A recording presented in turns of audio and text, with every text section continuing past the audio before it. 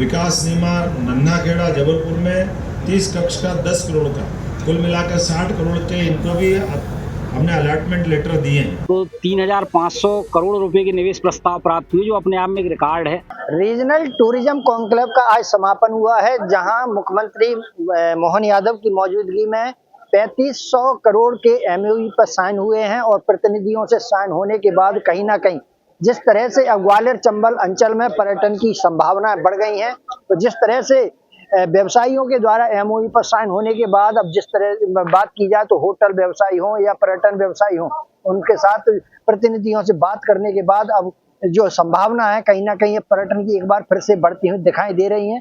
ग्वालियर में जो मध्य प्रदेश टूरिज्म ने जो रीजनल कॉन्क्लेव जो आयोजित किया है आदरणीय मुख्यमंत्री जी के नेतृत्व में, बहुत ही प्यारा आयोजित किया। आज तक मैं क्योंकि दिल्ली से आया हूँ, आज तक हम सोचते थे मध्य प्रदेश खाली इंदौर और भोपाल तक ही सीमित है। यहाँ पे आके पता चला मध्य प्रदेश में तो बहुत कुछ है। तो मध्य प्रदेश अजब भी है, गजब भी है। तो यहाँ पे आके इतनी सारी चीज़ें पता चली मध्य प्रदेश के अंदर हैं, जिसमें हमारी कंपनी पूरा सहयोग रहेगा हमारे होटल्स खोलने में। यहाँ पे हम ऑलरेडी कुछ बातें कर रहे हैं भोपाल और इंदौर में होटल व्यवसाय खोलने के लिए। प्लस अभी ग्वालियर आके जब ग्वालियर देखा तो बहुत अच्छा अनुभव हुआ, और ग्वालियर में भी हम ज़रूर एक होटल अपना लेके आएंगे। प्लस और भी बहुत सारी जगह बताई, शिवपुरी में भी हम कोशिश करेंगे कि अपना होटल लेके आए।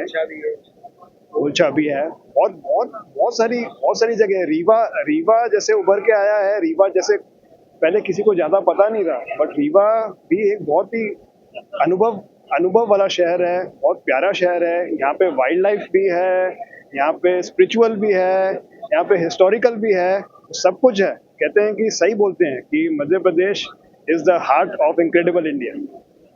Thank you. ये कहीं ना कहीं हम ये मानते हैं कि अगर इस तरह के आयोजन होते हैं तो जैसे माननीय मुख्यमंत्री जी ने जो आयोजन किया वो बहुत अच्छी है। और कहीं ना कहीं जो बाहर के लोग हैं, जैसे हम फिल्म लाइन से जुड़े हुए लोग हैं तो हम फिल्म लाइन की बात करते हैं। तो आज जैसे फिल्म लाइन ने मध्य प्रदेश सब्सिडी दे रहा है, वो भी फिल्म के जैसे मान लो फिल्म 3 महीने के अंदर जैसे रिलीज हो जाती है तो सब्सिडी वो दी जाती है।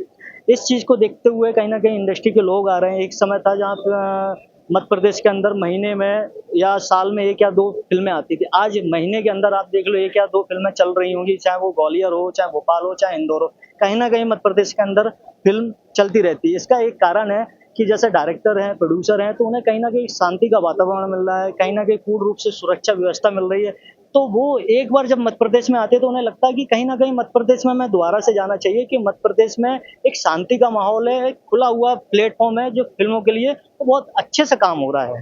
रीजनल टूरिज्म कॉन्क्लेव ये जो है ग्वालियर चंबल क्षेत्र का ये हुआ है, तो इसमें 3500 करोड़ रुपए के निवेश प्रस्ताव प्राप्त हुए, जो अपने आप में एक रिकॉर्ड है। अभी पिछले बार अपन ने रीवा में जो रीजनल कॉन्क्लेव किया था, उसमें रीवा क्षेत्र के विकास के लिए उस समय 3000 करोड़ के प्रस्ताव प्राप्त हुए थे। लेकिन इस बार ग्वालियर में जिस प्रकार से पर्यटन की असीम संभावनाएं हैं, तो 3500 करोड़ रुपए के निवेश प्रस्ताव प्राप्त हुए, जो अपने आप में एक रिकॉर्ड है। तो मुझे लगता है पर्यटन की दृष्टि से ग्वालियर चंबल क्षेत्र आने वाले समय में जाना जाएगा। और जो चंबल क्षेत्र की दूसरे प्रकार से लोग बात करते हैं, अब आने वाले समय में चंबल क्षेत्र पर्यटन हब के रूप में ग्वालियर चंबल क्षेत्र जाना जाएगा।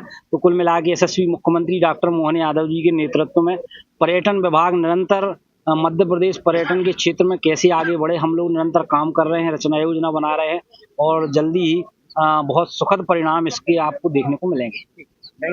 LOI भी हम करते हैं, उसके आधार पर जो राज्य के अन्य जगह के लिए रहते हैं।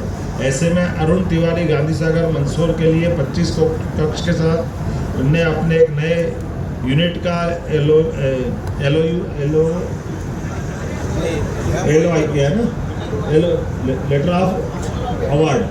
तो ये एक तरह से पत्र इनको दिया है, जिसके आधार पर ये अपने संस्थान का शुभारंभ करेंगे। ये 5 करोड़ की लागत से अरुण तिवारी जी का हेमबर्डी धार में 5 करोड़ की लागत से ये भी 25 कक्षों का फिक्स टेस्टिंग यूनिट और मिनी रिसॉर्ट्स बनाएंगे।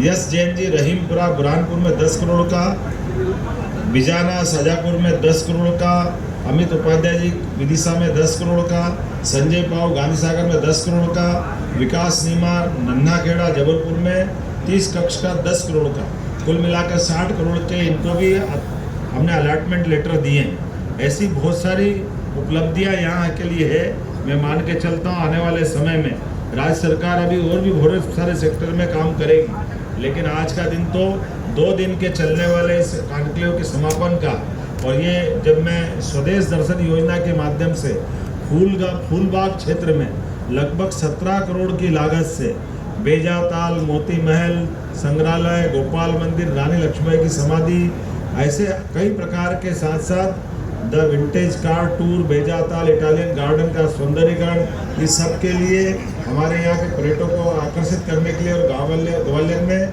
सौंदर्यीकरण के इस प्रोजेक्ट से लगभग 250 लोगों को रोजगार मिलेगा।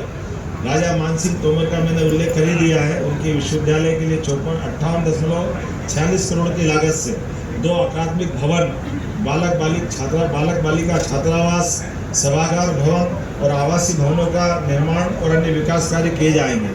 प्रदेश के शिल्पकारों के लिए भी हमने वेबसाइट का विमोचन किया है, इनसे जुड़कर भी लोगों को खड़ा कर रहे हैं। देखना होगा इस कॉन्क्लेव के बाद कितना व्यवसायी जो है एमओयू पर अपना काम करता है, कितने लोग रोजगार से जुड़ते हैं, कितने लोगों को इस रोजगार से फायदा मिलेगा, पर्यटन से फायदा मिलेगा, ये भविष्य के गर्त में है। मनोज चौबे, भारत एक्सप्रेस, ग्वालियर।